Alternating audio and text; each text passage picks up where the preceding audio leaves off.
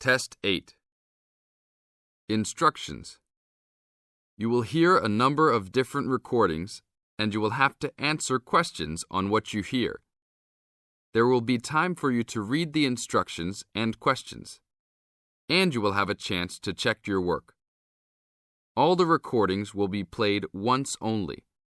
The test is in 4 sections. Write all of your answers in the listening question booklet. At the end of the real test, you will be given 10 minutes to transfer your answers to an answer sheet.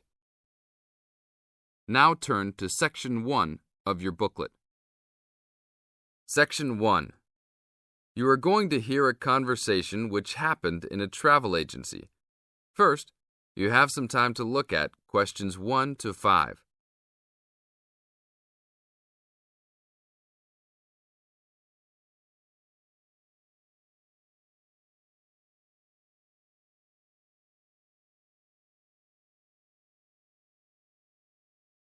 Before we start the test, look at the example of your question booklet and listen to the tape. Hi, I would like to make a reservation for a round-trip plane ticket from London to New York. Welcome to the Student Travel Agency. London to New York. Let me see if we have any student specials for that flight. Yes, we do in fact. What days would you like to fly? I am looking for a flight around the 10th of October or so. In the tape, the man says he will fly from London to New York. Therefore, A is the correct answer. Now we will play the recording. Listen to the tape and answer questions 1 to 5. Hi, I would like to make a reservation for a round-trip plane ticket from London to New York. Welcome to the Student Travel Agency. London to New York. Let me see if we have any student specials for that flight. Yes, we do in fact. What days would you like to fly? I am looking for a flight around the 10th of October or so. And how about your return date? Ideally, the 31st of October. Let me check our computers to see if these dates are available. Are you looking for economy class or first class? Economy class will be just fine.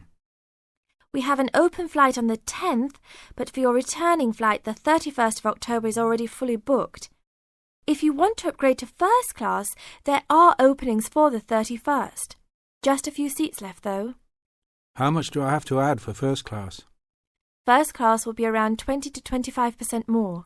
Well, that is not worth it. I would rather just fly on another day. Do I have any other options? There are open seats back to London on the 1st of November. There are openings for first class that day too. No, I won't be able to do that because I have to work. Is there anything before the 31st? Maybe the 30th or 29th? Let me check. You can fly on the 29th, but not the 30th. The 29th is a little bit early. Is there any way I can be on a waiting list of some sort? Of course, but you should still confirm a return date just to be safe. OK. How about if I book a return date on the 29th and add my name to the waiting list for the 31st? Can I do that? Sure, I can do that for you. Do you also want to add your name on the waiting list for the 30th also? I would recommend this in the scenario that you do not get the flight for the 31st. That is a good idea. How much will the round trip cost? I will calculate your price for you. Your total will be £565, not including tax. Now look at questions 6 to 10.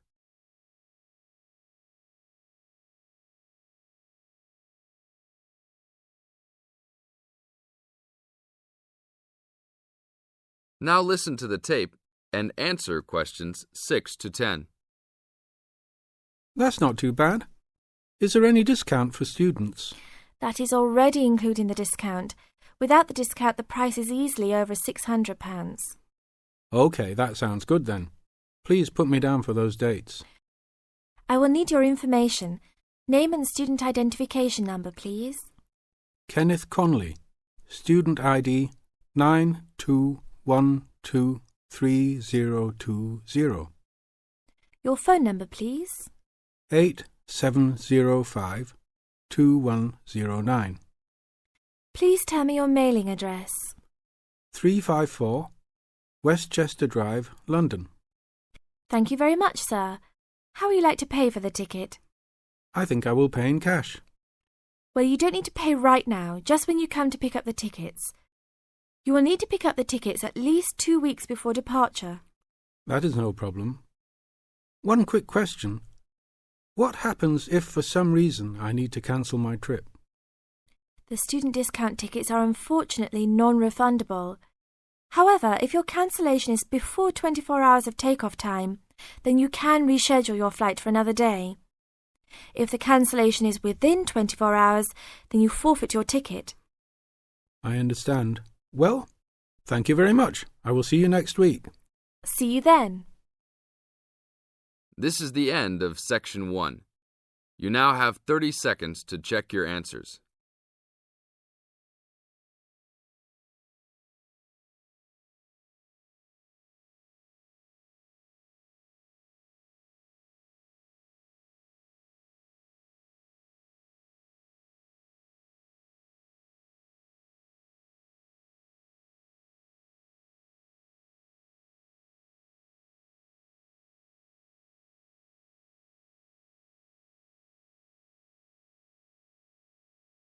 Now turn to Section 2.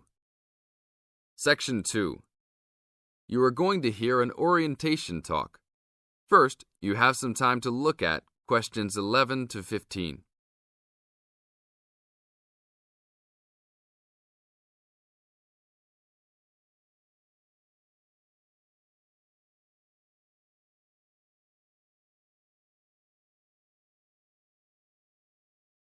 Now listen to the tape and answer questions 11 to 15. Welcome to Orientation Week. Today I am here with the captain of our school's women's gymnastics team. Her name is Elizabeth Rain, and she is a fourth-year student. I hope you can all see her as an example of a responsible student and athlete, a role model for everyone. Hi, Elizabeth. Thank you for stopping by our Orientation Week. Thank you for having me. Welcome to our university, everyone. If there are any of you thinking about joining our school's athletic program, I would strongly encourage you to do it. Being a part of the gymnastics team has been one of my best experiences during my time at this school. It has taught me so much about teamwork and friendship, and has even taught me how to improve my academics by prioritizing my time. I have some questions that I am sure the students will want to know the answers to as well. First of all, how did you find the time to do well in classes as well as train for gymnastics? Prioritizing is the key. You must be very organized. Every day I wake up and I know what I must do for the day. I plan things in order of importance. For example, if today I have a competition for gymnastics in the afternoon, then I know I have to finish my homework and studying in the morning. In other words, keeping an organized schedule of your priorities is very important. Can you explain to the students a little bit about your study habits? Well, I usually try to take classes that I'm interested in. This way, I have no excuse not to study because I chose the classes out of my own preference.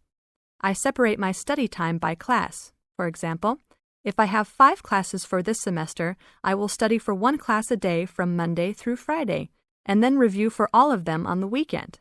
I won't try and study for all 5 of my classes at one time. It is too hard to do that, to remember everything and not feel like you are going crazy. It is very important to focus the time that you set aside for studying. I do not study with the television on. I try to keep away from all distractions, because I find that I learn better that way. But of course, how each individual will study depends on each person. Now look at questions 16 to 20.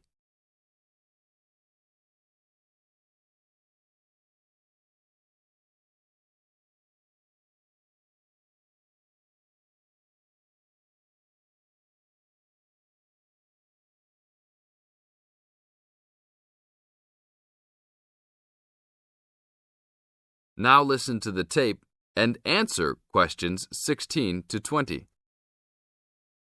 That sounds like good advice. Let's talk a little bit about your gymnastics career. How long have you been doing this sport for, and what has been the best moment of your college participation?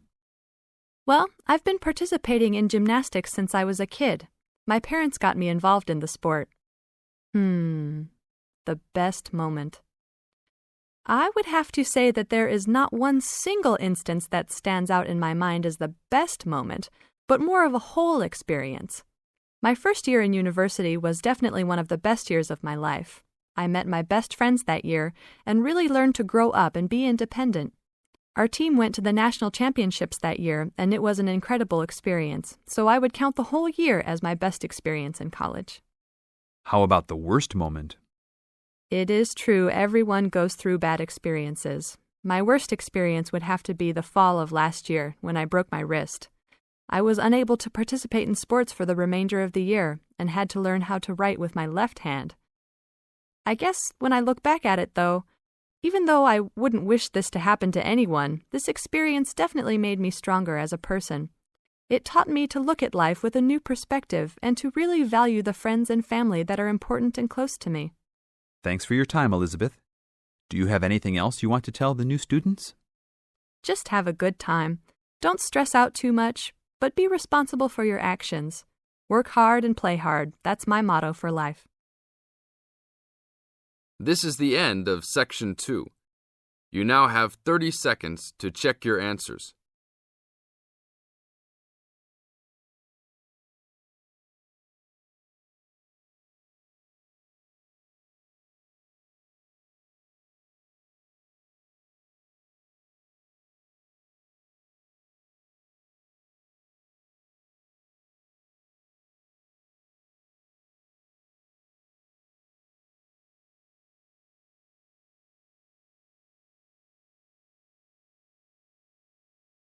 Now turn to Section 3. Section 3. You are going to hear a conversation between a student and a tutor. First, you have some time to look at questions 21 to 25.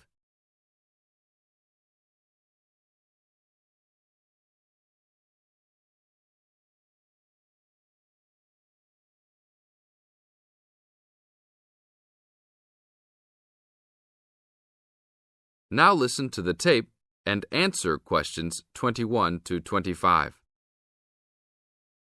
Hi, Brad. I was wondering if you have time to answer some of my questions about my upcoming test. Sure, no problem, Jeff. What is it that you're having problems on? Well, it's for my English final. We have to prepare a 5-minute speech to present in front of the whole class, including the professor, so I'm a little bit worried. Is there any specific topic, or can you do it on whatever you want? It has to have something to do with the origins of English literature.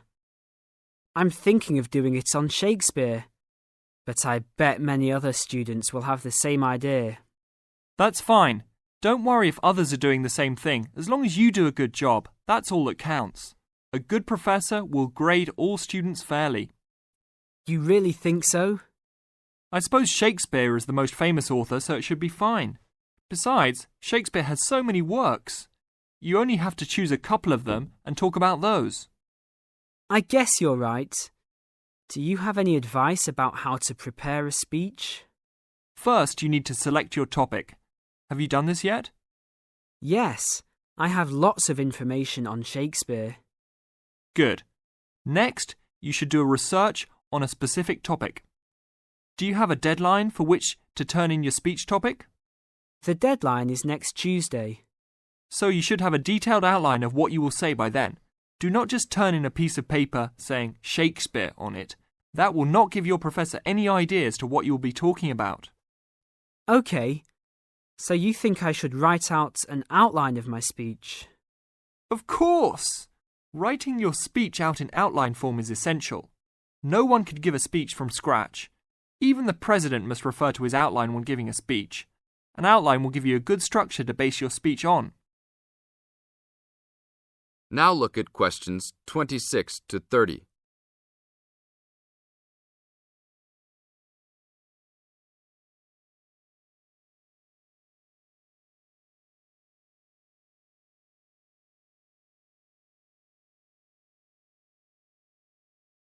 Now listen to the tape and answer questions 26 to 30.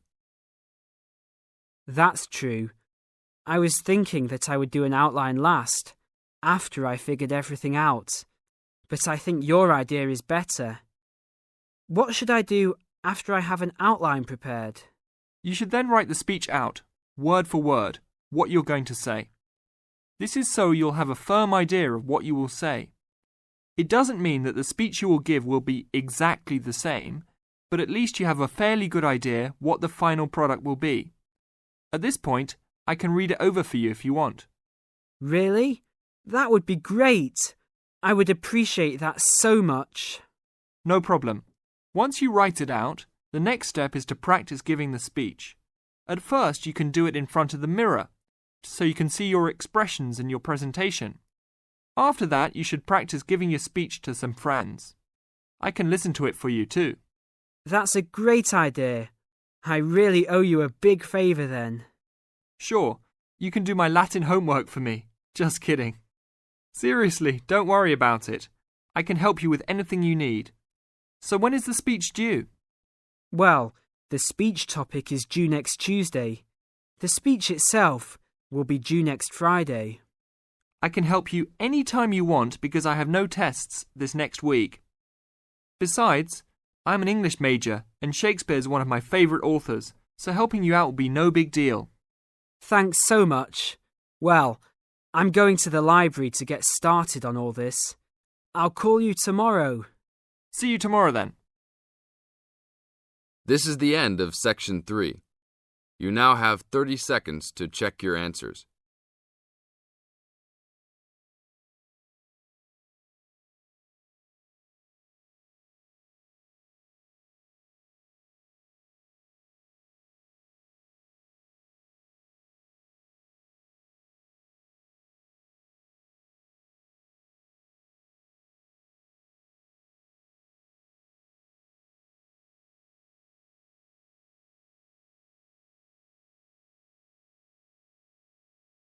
Now turn to Section 4. Section 4. You are going to hear a lecture. First, you have some time to look at questions 31 to 40.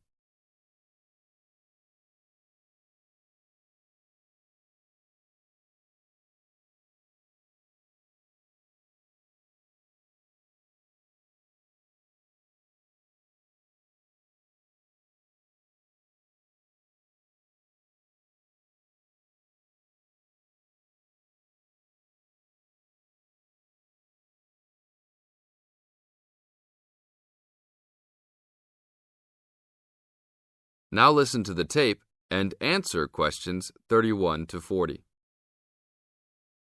I'd like to introduce Rebecca Bramwell, an artist and illustrator who has come along today to talk to you all about getting your first job or commission as an artist. Over to you, Rebecca. Thank you for inviting me. I remember when I graduated back in 1983, I was very excited about getting my first commission. My degree was in fine art, and I'd worked long and hard to get it. I was an enthusiastic student and I never found it difficult to find the incentive to paint. I think as a student you're pushed along by fellow students and tutors and the driving force is there. However, when you leave college you find yourself saying things like, I'll have one more cup of coffee and then I'll sit down to work. I hate to admit it, but I say it myself. Suddenly, it isn't finding the inspiration or getting the right paper that's a problem. It's you.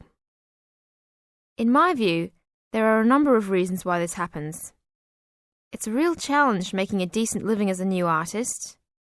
You have to find a market for your work. Often you work freelance and need to take samples or portfolios of your work from place to place. These experiences are common to a lot of professional people. But artists also have to bare their souls to the world in a way. More than anything, they want praise. If people don't like what they create, then it can be a very emotional and upsetting experience hearing them say this. I began to realize that these problems were preventing me from having a career in art, and so I decided to experiment. I was a painter, but I started to dabble in illustration, drawing pictures for books, cards. and this offered me the opportunity to become more emotionally detached from my work. I was no longer producing images from the heart, but developing images for a specified subject, taking a more practical approach. I began to develop a collection of my illustrations, which I put into a portfolio and started to carry around with me to show prospective clients and employers. But it was still tricky because publishers, for example, want to know that your drawings will reproduce well in a book. But without having had any work published, it's hard to prove this. Having a wonderful portfolio or collection of original artwork is, of course, a first step. But what most potential clients would like to see is printed artwork, and without this evidence, they tend to hold back still when it comes to offering a contract. Well, I overcame this problem in two ways, and I suppose this is my advice to you on preparing your portfolio of your best work. The first way was by submitting my work for a competition. The one I chose was for a horoscope design and was sponsored by a top women's magazine. There are a few of these competitions each year, and they offer new illustrators an opportunity to showcase their work. The other approach I took was to design and print some mock-up pages of a book.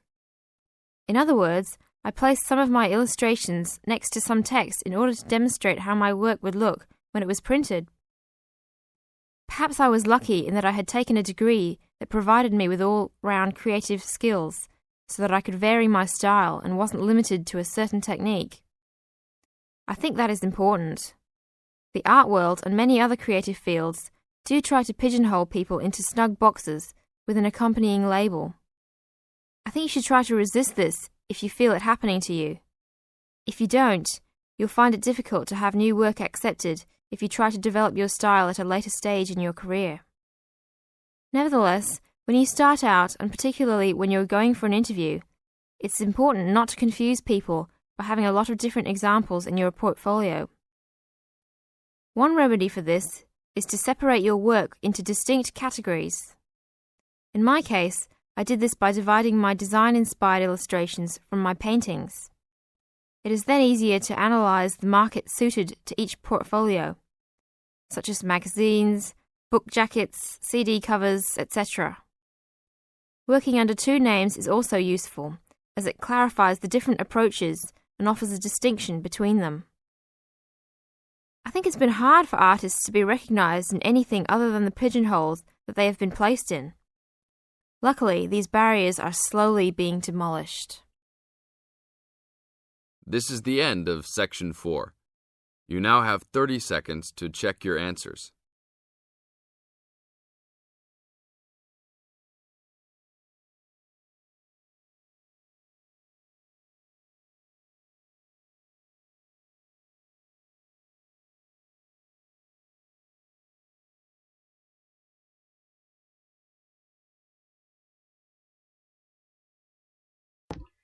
Please subscribe to my Ielts Tips channel.